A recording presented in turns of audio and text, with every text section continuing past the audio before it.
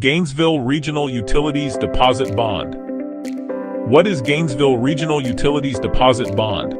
A Gainesville Regional Utilities Deposit Bond is a surety bond that guarantees payment of utility bills and fees for customers who are required by GRU to provide a security deposit. Instead of paying cash up front, the customer uses the bond as a financial guarantee. The surety promises to cover unpaid utility charges if the customer fails to pay. Why is Gainesville Regional Utilities Deposit Bond required?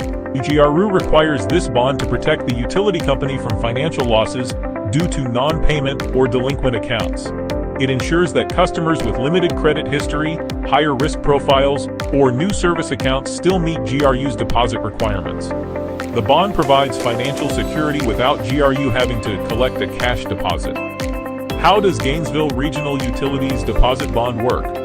The customer purchases the bond from a surety, which guarantees payment to GRU if bills go unpaid.